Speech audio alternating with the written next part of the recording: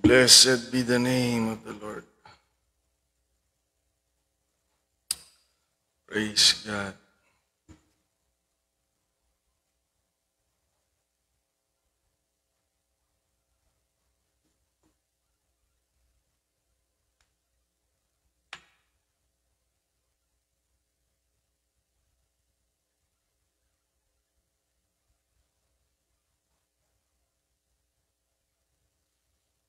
Thank you, Lord Jesus.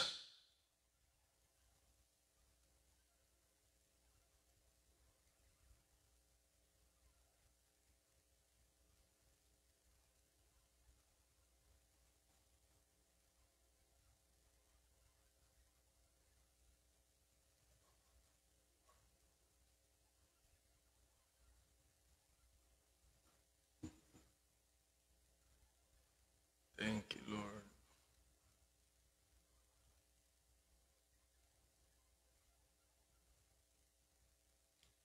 Okay, so salamat sa Diyos. Purihin ang Panginoon.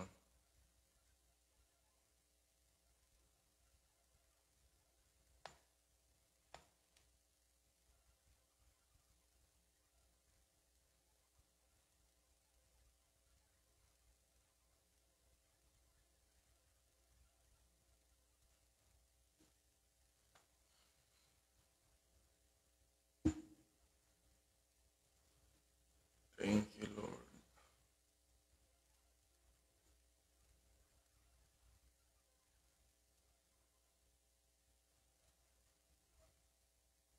Okay, magsimula na tayong manalangin habang hinihintay natin ang ilan. At sayang ang oras. Okay, so purihin ang Diyos, mga kapatid. Let us pray sa gabing ito.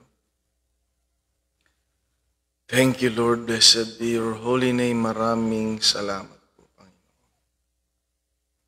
Dakila ka, mabuti ka, Panginoon. Karapat dapat kang maitaas. Pasalamatan, papurihan, dakilain, Panginoon. Salamat po, ikaw po ay napakabuti sa amin, Panginoong Jesucristo. Karapat dapat kang paglingkuran ngayon at magpakailan pa. Jesus, thank you, Lord, for the opportunity na kami po ay dudulog sa iyo. Nagpapakumbaba kami sapagkat kinikilala ka namin na kung wala ka, O Diyos, ay wala po kaming magagawa, Panginoon. Wala po kaming may pagmamalaki. Kaya Lord God, basbasan mo po, Panginoong Diyos, ang aming mga puso't kaisipan, ang aming pakinig, at ikaw nawa ang marinig. Panginoong Diyos, ikaw na ang mangusap sa iyong mga anak, Panginoon. I pray, Lord, na lukuban mo kami na yung banal na dugo, Panginoon. Sanctify us upang ang iyong salita at direksyon ay makamtan ng bawat isa, Panginoon. Lord, kinakalagan namin ang kapangyarihan ng salita mo, ang iyong banal na Espiritu na magbibigay ng liwanag sa bawat isa. Lukuban mo po kami, Panginoong Diyos, at dalangin namin ang kapayapaan at kagalakan sa presensya mo ay manahan sa bawat isa. Ingatan mo kami, Panginoong Diyos, sa aming mga lugar at sinasaway namin ang gawa ng kaaway, Panginoon. Lord God, maghari po ang kalooban mo, Panginoon, sa aming mga buhay. Bless your people, Lord God, sa aming pag-aaral, Panginoong Diyos, at maluwalhati ka, Panginoon. We thank you, Lord. We bless your name in the name of the Lord Jesus Christ. We pray all these things. Amen. Blessed be your name now unto the King, eternal, immortal, and invisible. The only wise God, be honor and glory forever and ever. So, pagbati sa inyong lahat, mga kapatid, sa pangalan ng Panginoon. Amen. Nawa ay mabuti ang ating kalagayan. Praise God. At nawa ay patuloy tayong excited sa paglilingkod sa Panginoong Diyos. So, kung hindi man okay ang kalagayan natin, manatili lang tayo sa Panginoon. At naniniwala ako na magiging okay din ang lahat. Praise God. So, sa gabing ito, mga kapatid, October 8, amen, itutuloy natin ang ating pag-aaral. Amen. Ngunit gusto ko magpasalamat sa inyo dyan sa UPCIFF, sa pangunguna ni Pastor Gabi. Maraming salamat sa inyo at kayo ay pagpapala, mga kapatid. Kaya dalangin ko na i-bless pa kayo nawa ng Panginoong Diyos. Patuloy sa inyong buhay, sa inyong paglilingkod. Amen. Hallelujah. At ang Diyos ay tapat, mga kapatid, sa bawat isa sa atin. So, thank you again. Thank you so much. Thank you so much. Okay, so ngayong ating pagpapatuloy, mga kapatid, sa ating Tuesday Mana series na Life in the Faith. Pag-usapan natin ang buhay sa pananampalataya dahil marami po ang nag-aakala. Ayan. Pag tinanggap mo yung kabang ng kaligtasan, tapos na. Ayan. So, kailangan nating mabuhay. Habang nabubuhay tayo, kailangan nating mabuhay na nagpapatuloy sa progressive plan of salvation. Dahil ang kaligtasan ay progressive po. Okay.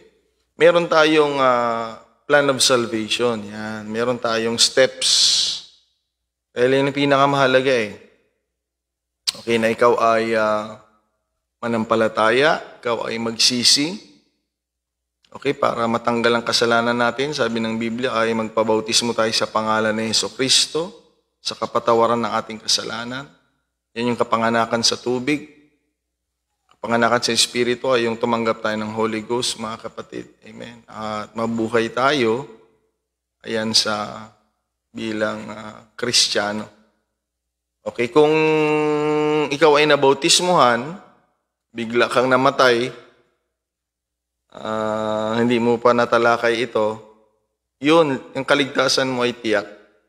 Kung katatanggap mo ng Holy Ghost, kunwari, mamaya tumanggap ka ng Holy Ghost, mamatay ka, tiyak ang kaligtasan mo. Pero pag tinanggap mo na ito, ikaw ay manampalataya, nagsisi na, bautismuhan sa tubig at sa Espiritu Santo, kailangan mong pag-aralan yung buhay ng mananampalataya. Ayan. Aralin ninyo. Ayan. Kapag kayo ay na-assign ng worship leader, aralin ninyo lahat ng pasikot-sikot ng worship leading. Manood kayo, yan. Pag-aralan ninyo. Aralin ninyo. Mga pagtuturo, mga kapatid. Hindi yan sa inyong sarili lang na pagdidiskubre. Okay? Aralin nyo. Kaya dito po yung maraming nawawala. Though sila ay nabautismuhan, Pastor Gabi, nasusubukan nyo na dyan. Okay, nakakasama nyo sa fellowship. Pero yung pagpapatuloy bilang buhay Kristiyano, bilang mananampalataya, doon na yung iba hindi na nagpapatuloy, mga kapatid. Yun yung pinag-uusapan natin dahil hindi sapat na tinanggap natin ang plan of salvation kung mali naman yung landas ng ating tinatahak, ay wala pong kasiguraduhan yung kaligtasan. Okay, kaya napakahalaga po nitong ating talakayin na ang buhay sa pananampalataya. Wala namang nawawala dahil sa bautismo eh. May nawawala. Pag nakikita na nila, ganito pala ang paglilingkod sa Diyos. Yan. Kaya dito ay tinuturuan po tayo.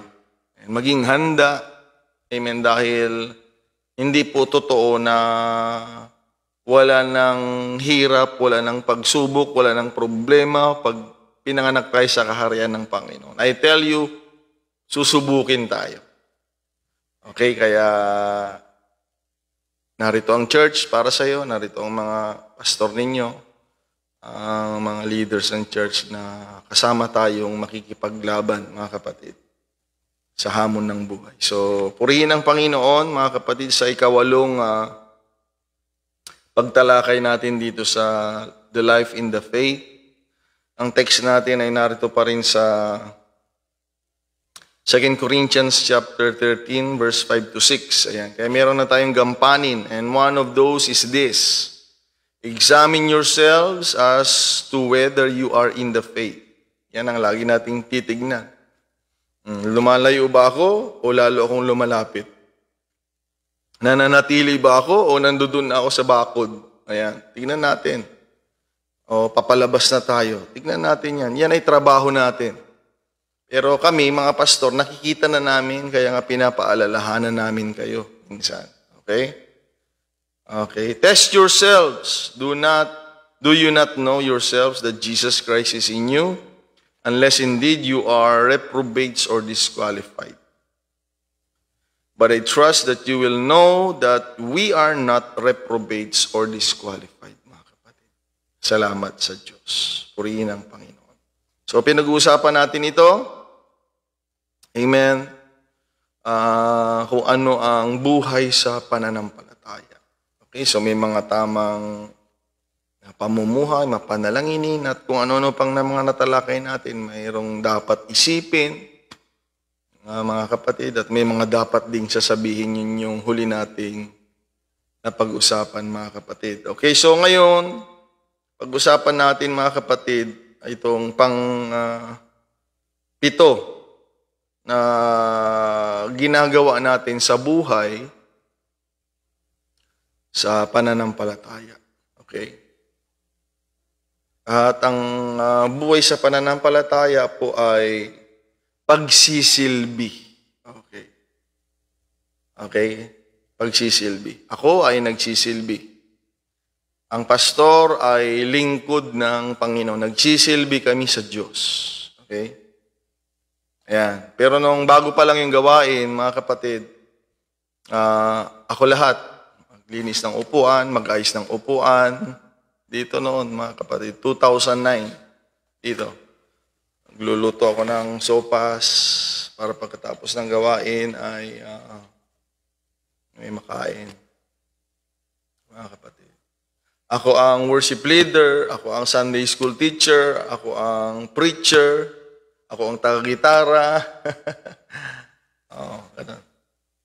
Mga kapatid. Kaya mali yung notion na gawa ni pastor yan, trabaho ng pastor yan. So, sa simula kami yon para makita ninyo, mga kapatid. Pero kami po talaga, ang totoo ay tinawag kami na lingkod ng Panginoon.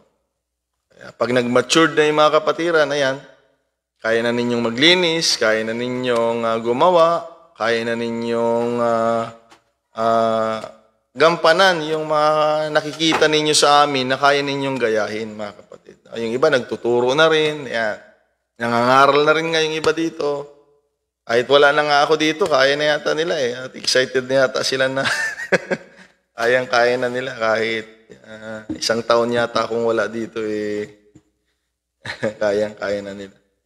So, ang paglilingkod po ay normal na normal yan.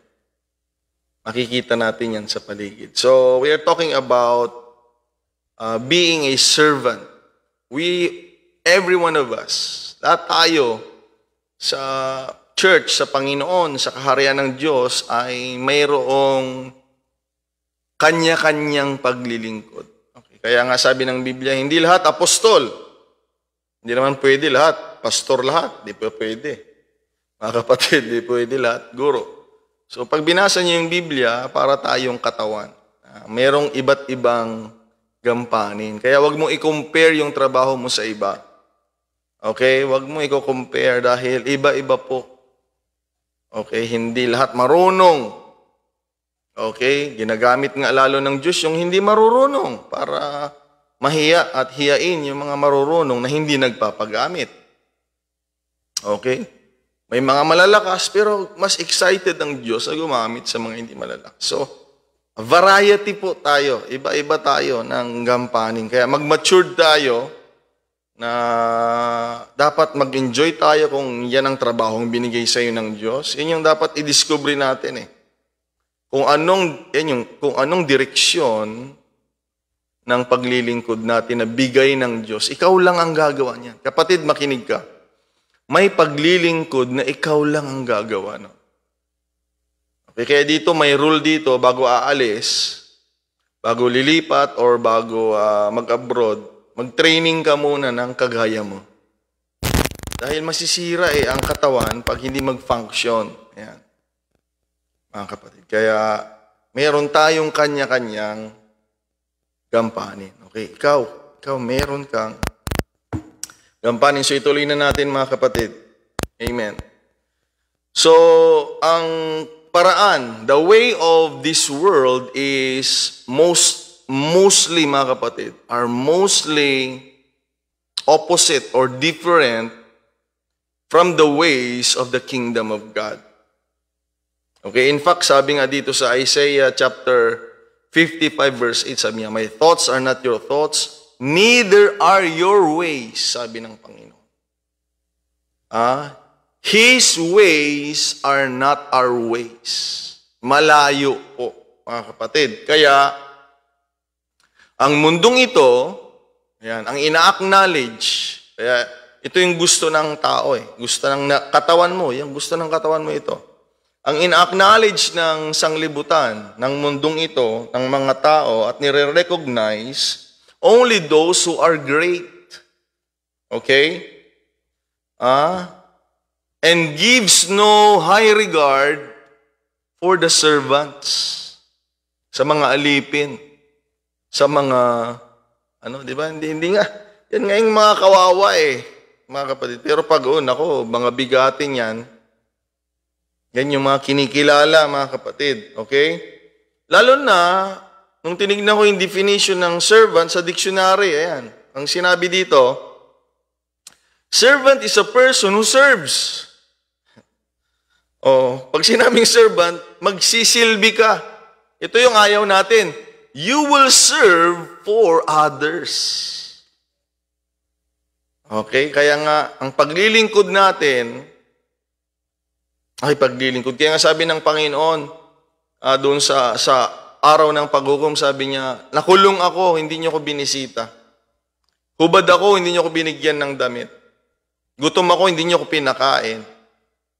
Mga kapatid, sabi ng Panginoon. Sabi ng mga tao, Panginoon, di namin nakita. Walam lang namin na wala kang damit. Walam lang namin na gutom ka. Binigyan ka sana namin, Panginoon. Kailan ka ba na ganyan? Sabi ng mga tao. Sabi ng Panginoon, pag hindi mo ginawa dito sa kapwa mo, hindi mo rin ginawa sa akin.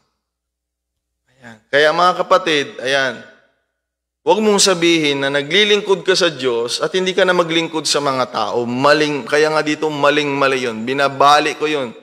Na yung mga pumapasok sa church, yung sasabihin mo na, kay Lord lang tayo maglingkod. Huwag dyan kay pastor, huwag dyan kay Lord lang. Kaya puro nakaganyan na lang sa church. Lagi na lang nakaganyan, lagi na lang, hindi na nag-uutusan, wala nang ginagawa. Kasi si Lord lang daw yung paglilingkuran nila Mali po yun. Dahil ang sabi ng Panginoon, pag hindi mo ginawa dito sa mga kapwa mo, ay hindi mo ginawa sa akin.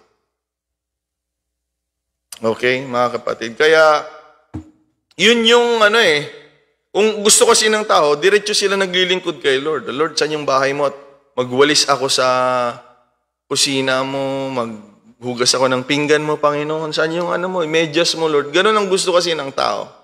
Pero yan ay pwede mong gawin dito. Yan. Kaya nga meron tayong church, meron tayong kapilya, meron tayong fellowship, mga kapatid, na doon natin pinapractice, mag-serve.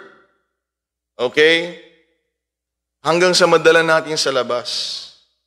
Itutuloy natin, mga kapatid. Yan yung ayaw natin Dahil sa mundong ito, wala tayong mababasa na libro. Wala tayong mababasa na mababalitaan na mga training. How to be a servant. Ayan. Hiring. O kaya meron tayong hindi naman hiring May orientation, how to be a servant. Walang pupunta doon. Walang pupunta doon dahil ang gusto ng mga tao, mga kapatid, ay yung kabaligtaran. Ang gusto ng tao kasi kabaligtaran sa gusto ng Diyos. Gusto ng tao maging leader. Yan. Kaya ngayon, maglulula kayo mga nag-apply sa COC. Kahit walang alam sa mga batas, sige, kilala lang at kung ano-ano. Gusto maging boss. Yan ang gusto ng tao. Yan ang gusto natin, di ba? Mga kapatid. Ay, si Pastor John, pag nakikita ko, boss na boss, hindi na siya nauutusan.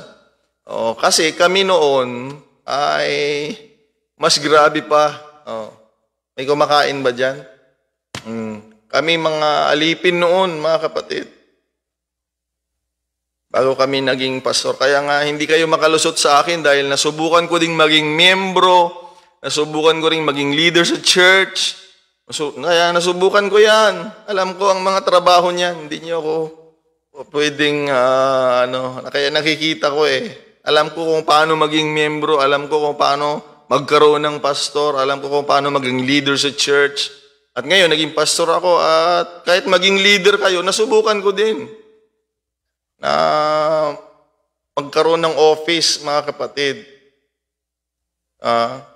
Nasubukan ko sa youth department, nasubukan ko sa men's department, sa mga tatay, mga kapatid. At ngayon, medyo hindi lang ako nag-entertain ng office. Hindi ko alam kung paano ngayon. At may i-encourage nga ako na magpakita ako sa aming mga business meeting. Kasi pag business meeting, hindi ako nagpapakita dahil nandoon din yung eleksyon sa business meeting. Yung maliliit pa kasi yung mga anak, kaya ayaw ko makompromise yung pag-aalaga sa bata. Okay? So maraming uri ng paglilingkod. Marami. At huwag mong sabihin na maglilingkod ka sa Diyos na wala kang gagawin. Huwag mong sasabihin yan. Meron. Okay?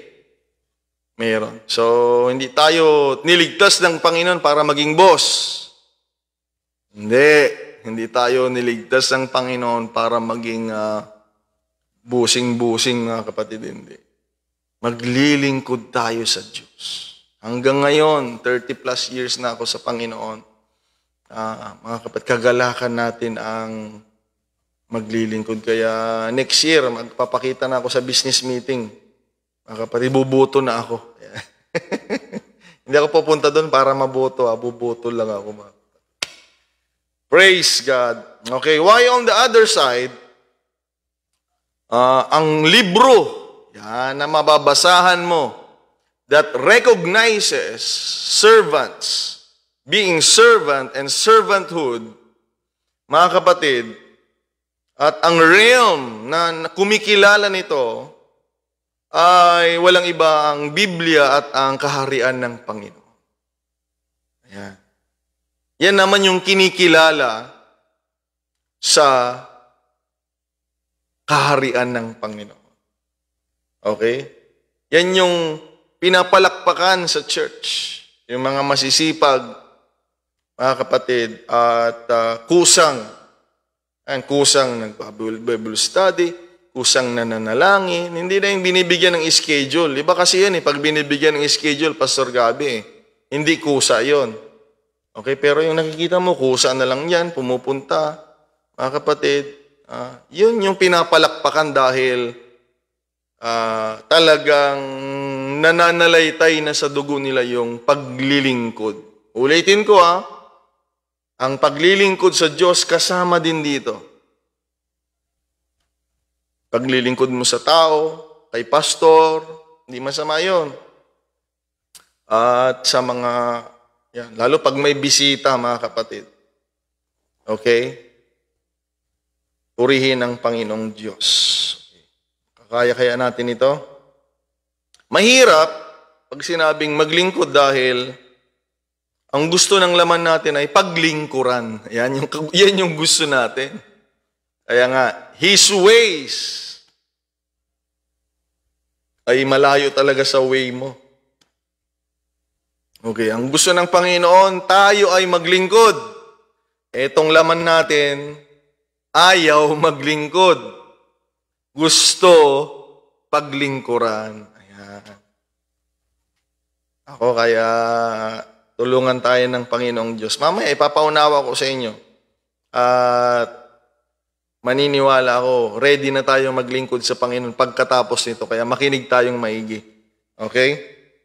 Sabihin mo sa katabi mo, boss. Sabihin mo, boss, makinig ka. Sige, sabihin mo. Oh, boss, makinig ka kasi mamaya hindi ka na boss. Pagkatapos ni Pastor magturo, lahat na tayo ay servant. Okay, purihin ang Panginoong Diyos. Okay, lahat yan ang gusto natin, paglingkuran. Okay? Pero itong sabi ng Panginoong Hesus, mga kapatid, sabi niya, in Matthew 20, verse 28, for even I, kahit ako, sabi ng Panginoon, the Son of Man came here not to be served, but to serve others and to give my life a ransom for many. Sabi ng Panginoon, boss, mga boss, ako nga sabi ni Lord, hindi ako pumunta para paglingkuran lamang.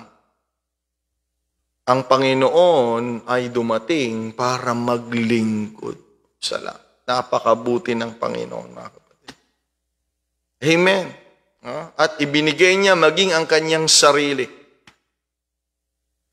Praise God. Kaya dito sa church, tinuturuan tayo sa Philippians chapter 2, verse 5 to 8. Sabi dito, let this mind be in you. Ganito daw ang kaisipan natin, which was also in Christ Jesus, who being in the form of God, thought it not robbery to be equal with God. Kahit Panginoon siya, kahit Diyos siya.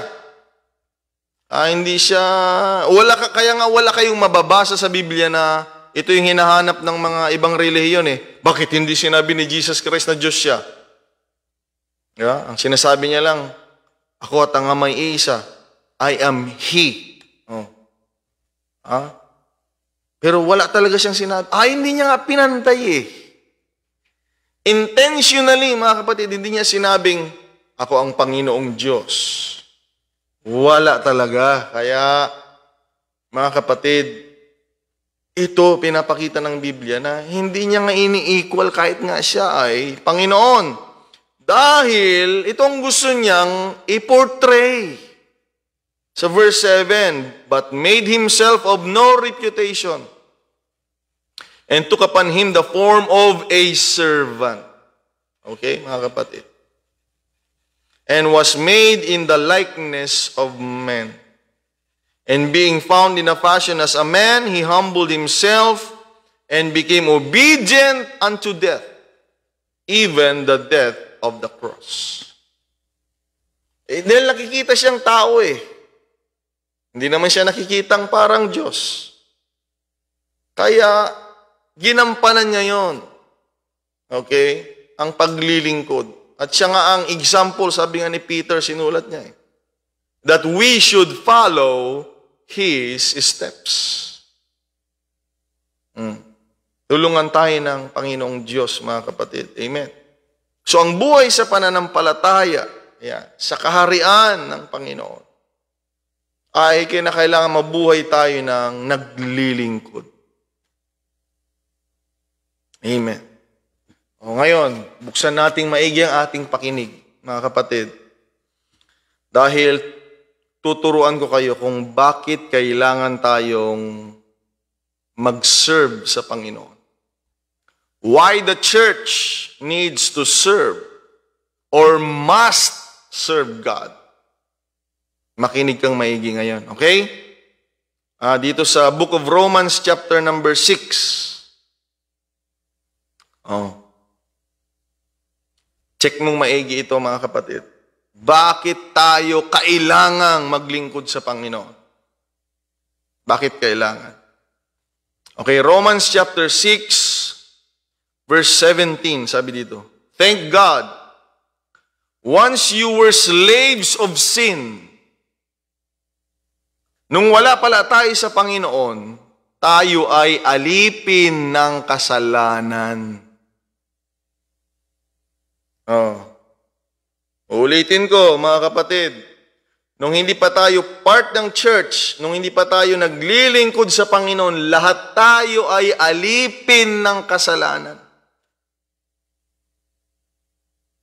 Kaya nga ituturuan ko kayo, bakit tayo kailangang magsilbi? Mga kapatid.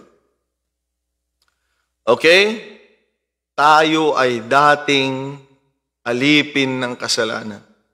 But now you have obeyed with all of your heart the new teaching God has given you. 18. Now you are free from sin. Okay? Through Jesus Christ, mga kapatid. Okay? Alipin tayo ng kasalanan nung wala pa tayo sa Panginoon. Pag wala tayo sa Panginoon, namamatay tayo, mga kapatid, sigurado po yun. Impyerno tayo. Dahil alipin tayo. Bilanggo tayo ng kasalanan. Okay?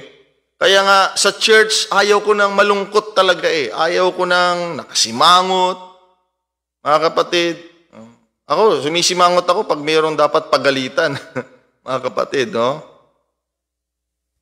Ayaw ko dahil hindi mo alam kung anong bagay ang inalis sa iyo ng Diyos.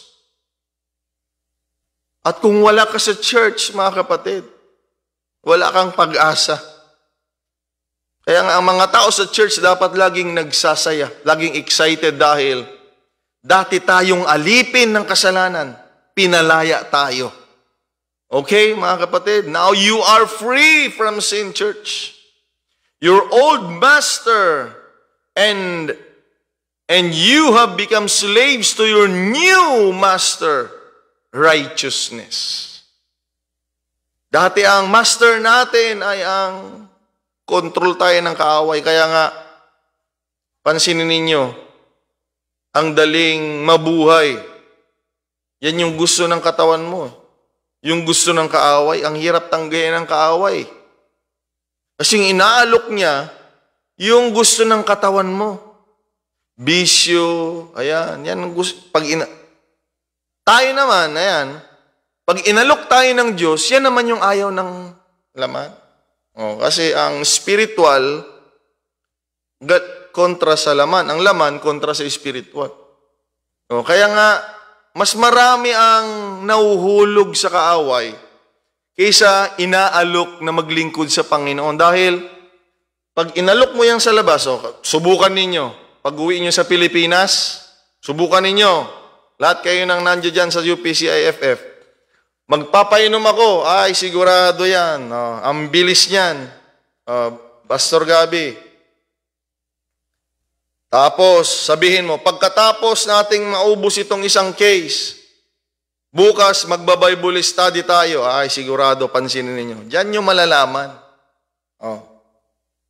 Dahil sanay itong katawan natin. Bilanggo ito sa kasalanan. Yan ang gusto ng laman, mga kapatid. Kaya yan yung inaalok ng kaaway. Kaya nagtataka tayo ngayon, bakit kaya tinatanggap pa nila ganyan sama? Kasi yung ino-offer ng kaaway, yan yung gusto ng laman. Maging boss, maging mga kapatid, sa taas. Nabaligtad naman ang ino-offer ng Panginoon, magpakumbaba, mga kapatid, mga katuwiran. Kaya ngayon, alam na ninyo kung bakit, mas madaling mahulog ang tao sa kaaway dahil ang offer ng kaaway sa tao ay yung gusto ng laman. Kaya nga, nagsimula yung kasalanan sa hardin, di ba? Dahil yun ang gusto ng tao pag kinain nyo yan, mabubuksan ang inyong mga paningin. Magiging parang Diyos kayo. Ayan, mga kapatid. Kaya, baka may Diyos-Diyosan dito, Kaya nung gusto natin, mga kapatid, maging boss tayo. At kinahain nila ngayon, mga kapatid.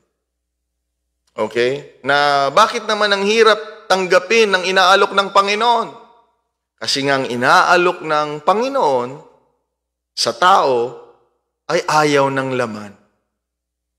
Okay, mga kapatid? Kaya ngayon, salamat sa Diyos, gusto na natin. No? Dati ayaw natin ng Bible study, ayaw natin marinig yung church, ayaw natin marinig yung prayer, fasting, worship. Mga kapatid, ngayon, nag-i-enjoy tayo.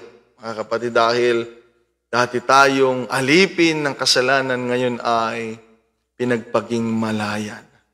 Salamat sa Diyos. Ituloy natin, mga kapatid. Purihin ang Panginoon. Okay. I speak this way using the illustration in verse 19 of slaves and master. Ayan. Because it is easy to understand. Before you let yourselves be slaves of impurity and lawlessness, now you must choose to be slaves of righteousness so that you will become holy. Okay? Pansinin natin tong verse 20. Dito tayo, mga kapatid. In those days, may tinuturo siyang mga panahon. When, sabi niya, when you were slaves of sin, you weren't concerned with doing what was right. Kaya ang enjoyment ng kaya nga pag may nabugbog ka, pag may ninakawan ka, pag may nagulangan ka, niyayabang mo pa nga noon eh. Diba? Alam mo yan, no? Binanatan ko yan. Mga ganun. Dahil, mga kapatid, iba nga ang buhay natin noon eh. Mga kapatid, hindi tayo nag-i-enjoy sa tama. Di ba? Ang sarap naman kasi talaga pag galing sa nakaw, no? Nagtataka ako. Pag yung, mayroon naman kaming mangga. Pero ang sarap, pag yung mangga, kinuha namin dun sa bukid na malayo yung mga may-ari. Parang ang sarap talaga, no? Nakakainis talaga eh. Ang hirap. Kaya nahuhulog ang tao. Okay? You weren't concerned with doing what was right. Ayaw nga natin yun eh. Mga kapatid. Because, mga kapatid, we were dati slaves of sin. Kaya nga, pag titingnan mo yung buhay mo ngayon church ka na, membro ka na ng matagal. Pag umabot ka na ng 30 years, mga kapatid, kaya magpatuloy tayo. Pag maalala mo yung buhay mo noon, nakakaya, parang nasusuka ka. Pastor Gabi, hiyang-hiya ka sa Diyos, kaya nga hindi tayo pwedeng magmalaki sa Panginoon. Hindi niya tayo minahal, hindi niya tayo kinuha dahil matuwid tayo, mga kapatid. Nakakahiya. Kaya hindi karapat dapat siyang iwanan. Napakabuti ng Panginoong Diyos. Hindi kanya tinawag dahil ikaw ay banal. Hindi kanya tinawag dahil wala kang ginawang mali. Kaya nga, mga kapatid, lahat ng nakakilala sa Panginoon, magsisilbi talaga sa Panginoon, mga kapatid. Amen. Okay, verse 22. But now, ikaw ngayon, you are free from the power of sin and have become slaves of God. O kaya pala, yun yung sinasabi ko, na ang church, tayo, ay kinakailangang magsilbi. Kinakailangang maglingkod dahil tinanggal na tayo ng Panginoon sa pagiging alipin sa kasalanan at ngayon, ayan, naging alipin na tayo ng Panginoon. Outside of church, outside of the kingdom of God, outside of living in the faith, we were slaves of sin. Okay? Kaya nga, nakakatakot lumabas sa church. Nakakatakot, tumigil. Yan ang fear ko. Yan ang kinakatakutan ko, mawala sa Panginoon. Dahil pag nawala ka sa Panginoon, babalik ka ulit sa slavery of sin. At dahil tinubos tayo ng Panginoon, Mga kapatid, hindi niya tayo tinubos para gawin yung gusto natin. Ayan, makinig ka. Tinubos tayo ng Panginoon, binayaran tayo ng kanyang dugo sa pagkakaalipin sa kasalanan upang tayo'y maging alipin niya. Kaya ang church member ay kinakailangang mag-serve. Okay, mag-serve po tayo mga kapatid. Purihin ang Panginoong Diyos at kagalakan natin yon mga kapatid. Ang daming mas magaling sa atin. Ang daming mas guwapo, ang daming mas magaganda. Oh, magaganda kayo dyan, pero maraming mas maganda sa inyo. Pero hindi yan ang pinili ng Panginoon. Maraming mas mababait kaysa sa atin, Pastor Gabi. Nagtataka ako. Ba't ako tinawag? Pero mga kapatid, nandito na tayo. Ang kailangan lang natin gawin, magpasalamat tayo na nabigyan tayo ng pribilehiyo. Sa dami ng tao, tayo ang napili ng Diyos, mga kapatid. Purihin ang pangalan ng Panginoon. Okay? But now you are free from sin, okay? Power of sin, and have become slaves of God. Now you do those things that lead to holiness and result in eternal life. Kaya maglilingkod tayo sa Panginoon. Mga kapatid, amen. Nasa paglilingkod natin sa Panginoon ay dadalhin tayo sa kabanalan. Kaya nga maglingkod tayo sa Diyos at ang dulo niyan ay buhay na walang hanggan. Purihin ang Panginoong Diyos. Okay? Kung alam mo na tinubos ka ng Panginoon, kung alam mo na inalis ng Panginoon yung kasalanan sa iyong katawan, naging alipin tayo ng Panginoon. Kaya kailangan nating mag-serve. Sabihin mo sa katabi mo, wala nang boss ngayon. Sabihin mo sa katabi mo ngayon, wala na. Wala nang boss sa atin. Pastor Gabi, hindi tayo boss ha. Pastor Gabi, wala nang boss. Okay, wala nang boss. Servants tayo mga kapatid. Amen. Purihin ang Panginoong Diyos. Okay? Hanggang sa mamaya may in love na tayo sa ginagawa natin mga kapatid. Okay? Praise God. Hallelujah. Serve or service, makinig kayo mga kapatid. Serve or service. Hindi pwedeng walang nauutusan sa church mga kapatid. Kahit mas matanda kayo kay Gabi. Hindi ako nahihiya dito. Hindi ako nahihiya. Mas matanda sa akin. Pero wag naman yung, hoy! Wag naman gano'n lula na yung utusan mo, hoy, pulutin. Pulutin mo yan. Pwede naman. Ninang, mabalin, pakipulot mo yan. Basura mo na. Kailangan din natin yan. Pilipino tayo, marespeto tayo mga kapatid. Amen. Makinig tayo dito mga kapatid. So, magsisilbi na tayo lahat ha. Okay? Serve or service is normal and ordinary when we talk about relationship with God and if you have encounter or knowledge of God. Mas madaling maglingkod sa Diyos. Madaling magsilbi kung nauunawaan mo yung relasyon mo sa Diyos, na-encounter mo ang Panginoon at mayroon kang kaalaman. Bigyan ko kayo ng halimbawa. Dito tayo sa encounter. Noong merong demon possessed sa Biblia, nung nasa kulungan, nababasa niya sa gospel, mga kapatid. Okay? Na-encounter niya ang Panginoon. Okay? Andun siya sa libingan. Demon possessed siya. Sa madalit sabi, alam naman nating istorya, pinalaya siya ng Panginoon. Noong naalis yung masasamang espiritu sa kanyang katawan, mga kapatid, sabi niya, Panginoon, maglilingkod ako sa iyo. Kaya pag na-encounter mo ang Panginoon sa buhay mo, maglilingkod ka talaga. Dahil makikita mo ang kanyang kapangyarihan. At isa na nga yung pinag-usapan natin kanina, kapangyarihan na alisin ang ating kasalanan. Huwag tayong mag-enjoy sa mga kung ano-anong power. Mag-enjoy tayo dyan dahil kapag may kasalanan pa rin sa buhay natin na nag-i-enjoy tayo ay delikado naman. Okay? Hinihingan natin ng tawad ang kasalanan.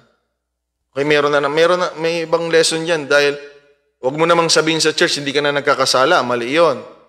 Dahil sa 1 John, para sa church, may turo din doon. Pag sinabi mong hindi ka na nagkakasala, nagkakasala ka na, sabi ng Biblia.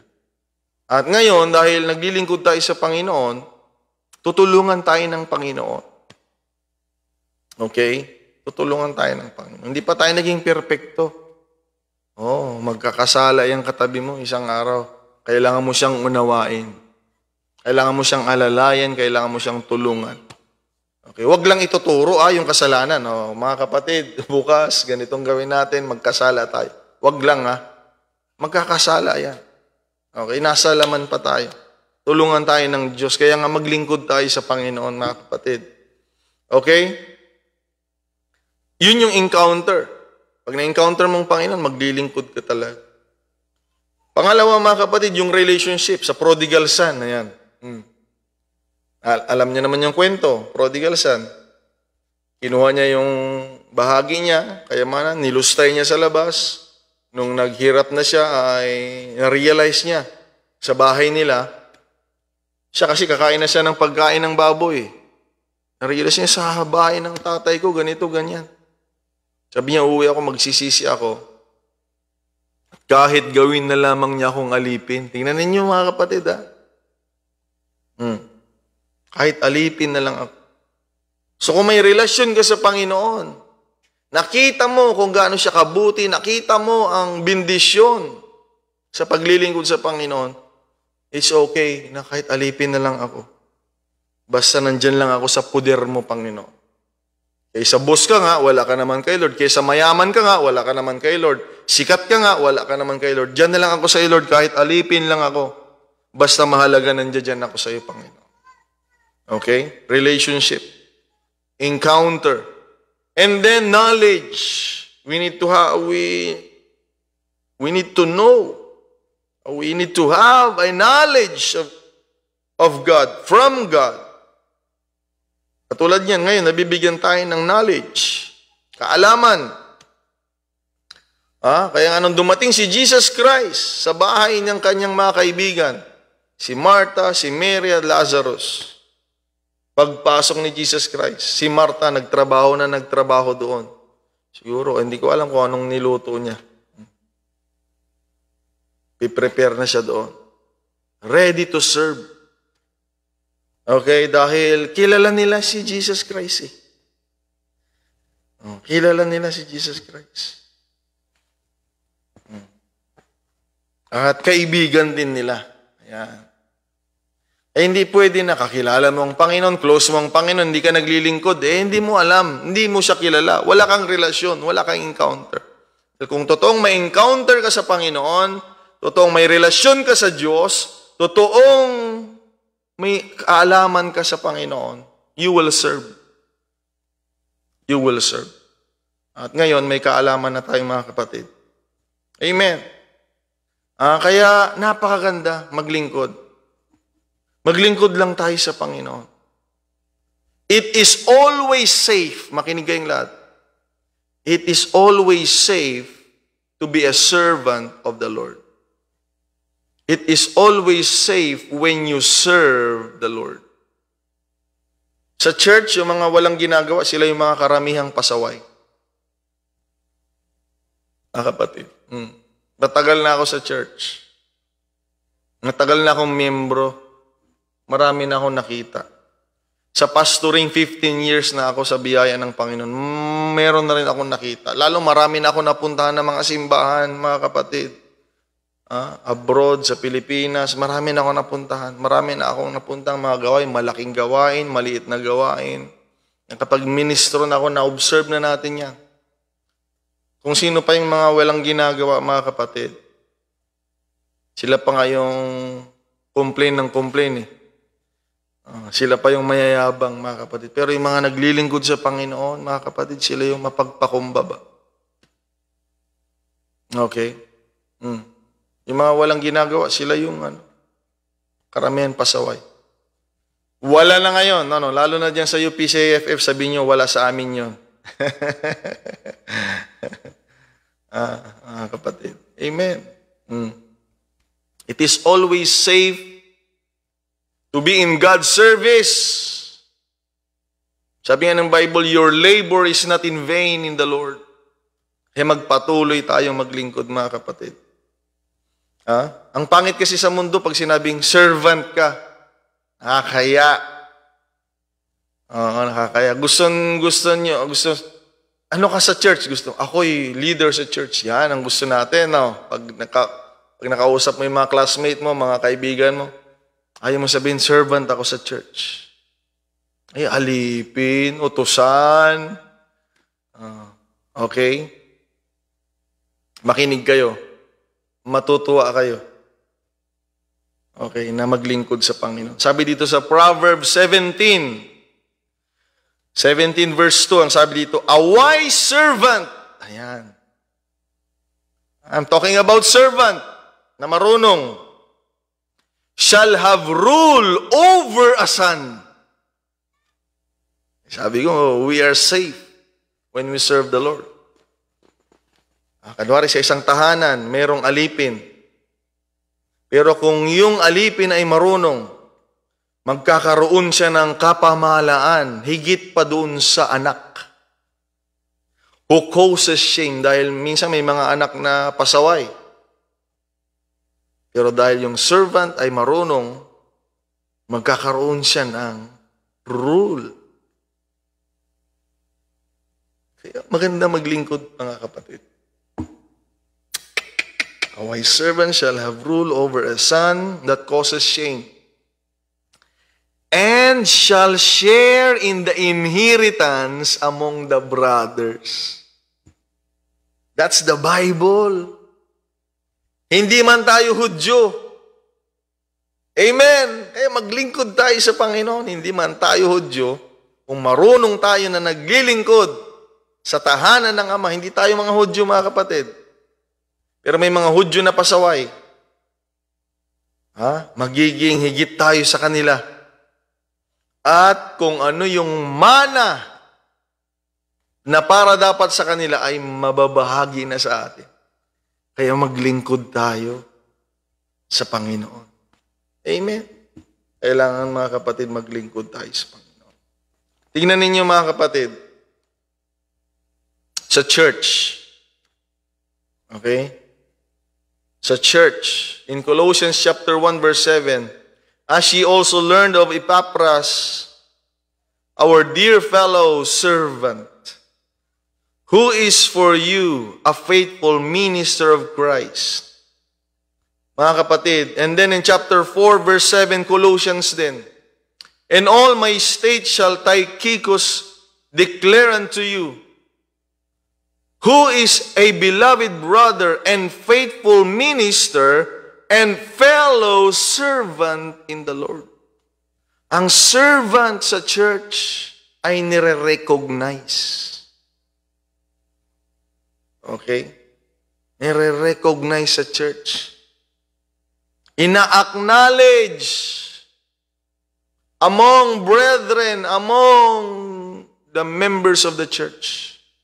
Ina-acknowledge ang pagiging fellow servant sa Panginoon. Amen. Praise God. Okay, kaya huwag mong sabihin hindi mahalaga maglingkod. Ina-acknowledge ang paglilingkod. Kailangan natin ang paglilingkod natin sa church. And finally, sa ating pagtatapos, in Matthew 25, verse 21 and 23. Ito naman. So, ina-acknowledge ng mga ministro yung mga servant kanina, sa Colossians chapter 1 verse 7, Colossians chapter 4 verse 7, and then mga kapatid, ang Panginoong Hesukristo. In Matthew 25 verse 21, sabi, and his Lord said unto him, well done, thou good and faithful servant. Okay? Woo! Thou hast been faithful over a few things, I will make thee a ruler over many things. Enter thou into the joy of thy Lord. Yan ang pang-welcome sa atin ng Panginoon. Verse 23. I think it's the same statement, mga kapatid. His Lord said unto him, Well done, thou good and faithful servant. Okay? Hindi Sunday school teacher, hindi pastor. Servant. Thou hast been faithful over a few things, I will make thee ruler over many things. Enter thou in the joy of thy Lord. Amen. Ang mundo hindi ina-acknowledge, hindi nire-recognize ang pagiging servant. Mababa ang tingin. Pero sa church, kinikilala. Hindi lang kinikilala ang paglilingkod natin sa church, kung hindi, kinikilala at wini-welcome ng mismong Panginoon pagpasok natin mamaya, mga kapatid, sa langit. Pastor Gabi, pagdating doon, hindi na. Pastor, hindi na. Kahit anong tawag mo na sa akin doon, pag nandun na tayo sa langit, mahalaga nandun tayo sa langit. Ay maglingkod tayo sa Panginoon. Kahit, hoy, natawag mo sa akin doon, Gab. Wala na. Servant na tayo. Pantay-pantay, mga kapatid. Wala na. Okay? Wala na. Hindi na, pastor, hindi na. Kahit tawagin nyo na lang ako sa pangalan doon. Okay lang. Mahalaga nandun tayo. At lahat tayo ay kinikilala doon na servant. Kung doon sa buhay na walang hanggan, servant tayo, praktisin na natin dito. Doon walang hanggan, servant tayo. Praktisin na natin dito. Let us enjoy to serve the Lord here dahil sa buhay na walang hanggan, wala na eternity, wala nang bilang ng taon doon. Magpakailan-kailan pa man. Ang titulo natin doon ay mabigyan tayo ng pribilehiyo, mga kapatid. Dito sa mundo, hindi pribilehiyo. Pag sinabing servant, doon, mga kapatid, pribilehiyo. Na maging kasama kayo ng mga taong naglilingkod sa Diyos. Kaya nga tayo naglilingkod sa Panginoon. Amen. Dahil meron tayong nakikita, meron tayong alam, meron tayong encounter, may relasyon tayo sa Panginoon. Kaya hindi tayo naiintindihan ng mga taong walang encounter sa Panginoon, walang knowledge sa Panginoon, walang relasyon sa Panginoon. Amen. Maglingkod tayo sa Panginoon ngayon at doon sa buhay na walang hanggan, makakasama natin ang harapan at mukhaan ang dakilang Panginoon na karapat dapat tumanggap ng paglilingkod natin sa pag-alis niya sa atin sa sumpa ng kasalanan at nung inalis niya yun, tayo ngayon ay nabubuhay sa tamang landas at may bendisyon sa buhay natin. Karapat dapat nating paglingkuran ang Panginoon Hesus Kristo. God bless you, servants of the Lord. Amen. Sabi ng Bible, serve the Lord with gladness. Dahil inalis na tayo sa sumpa ng kasalanan. Amen. Salamat sa Panginoon. God bless you, mga kapatid. Purihin ang Panginoon. Amen. At mag-enjoy tayo. Maglingkod sa Panginoon. Magkita-kita tayo, mga kapatid. Amen. Purihin ang Panginoong Diyos. Napakabuti ng Panginoon. God bless you. Let us pray. Hallelujah. Praise your holy name, our Master, our good Master. Maraming salamat po, Panginoon. Oh God, karapat dapat kang paglingkuran. Lord Jesus, Lord God, kung kami man ay i-promote mo, kung kami man ay itaas mo, ipaalala mo po ang lesson na ito, Panginoon, upang hindi kami magmalaki sa iyong paanan, Panginoon, na kami po ay inalis mo, Panginoong Diyos, sa pagkakaalipin sa kasalanan, at ngayon ay tagasunod na kami at tagapaglingkod na kami sa iyo, Panginoong Diyos. Lord God, tulungan mo kami na makita namin ang aming sarili, Lord, na bilang mga lingkod mo ay ready kaming magsilbi sa iyong dakilang pangalan at sa iyong gawain, Panginoong Diyos. At Lord God, tulungan mo kami, I pray. Hallelujah, bigyan mo kami ng kalakasan, Lord. Tulungan mo ang iyong mga anak, Lord God. Tulungan mo kami sa aming mga pangangailangan upang patuloy pa kaming maglilingkod sa iyo, Panginoon. Hallelujah sa buhay na ito, O Diyos. Lord God, i-bless mo po ang iyong mga anak.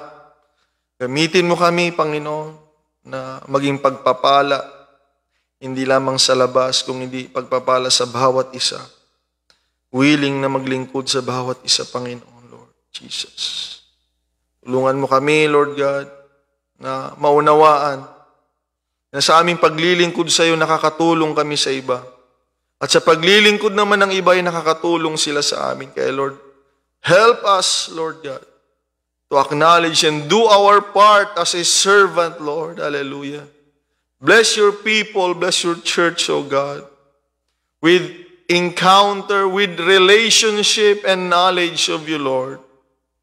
Give us understanding, Lord God. Hallelujah. Gamitin mo kami ng mga leaders, pastors, and ministers sa church upang mailid ang mga kapatiran sa kanilang mga gampanin at gawain nang bawat isa ay makibahagi sa paglilingkod sa Panginoon. Dahil ito hindi lamang sa mga nabibilang sa church, kung hindi lahat ay kinakailangang maglingkod sa iyo, mabuting Ama. I-bless mo ang paglilingkod ng bawat isa. Tulungan mo po sila, Panginoon, sa kanilang mga pangangailangan, I pray. Sa mga taong mayroong pagsubok, Panginoong Diyos, tulungan mo kami. Lord, I pray, O God, you will help us, Lord, and bless us more and more, Lord. Salamat po, Panginoong Diyos. Salamat po. Help us, O God. Samahan mo kami sa aming buhay. Tulungan mo kami, Panginoong Diyos, araw-araw. Pagpalain mong yung mga anak, Panginoon, upang makatulong kami sa iyong gawain, lubos. Physically, financially, emotionally, bless us, Lord. Spiritually, lalo tigit, bless us. Tulungan mong iyong mga anak, Panginoon. Salamat po, Diyos. Salamat. We honor you, we give you glory, we give you praise. We are all servants because there is only one master, and that is you, Father, our Lord Jesus. Thank you, Lord. Patuloy mo kami bigyan ng lesson na mapag-aralan ayon sa kapurihan mo, ayon sa kalooban mo, upang matulungan po ang iyong mga anak na makapaglingkod sa iyo. At ikaw po ay magalak sa amin. Kagalakan namin, Panginoon, na ikaw po ay ma-please namin, Panginoong Diyos, because we are your servant, O God. It is our privilege to serve you, Lord. Thank you, Father. Thank you, Lord. Thank you, God. Now we are free from sin and we are slaves of the righteous and just God. Mabuting Panginoon. Tapat na Diyos. Salamat. We pray all these things, Lord God, giving glory, honor, and praise to you alone, our Father. In the name of the Lord Jesus Christ, we pray. Amen and amen. Praise your holy name. Glory to your name, O God. Praise you. We love you. Thank you, Jesus. Blessed be the name of the Lord. God bless you. Mag-ingat po tayo. Sumaatin ang biyaya, ang bendisyon ng Panginoon ay sumaating lahat. Pagpalain nawa tayo ng Diyos sa ating paglilingkod. Praise the name of the Lord Jesus Christ.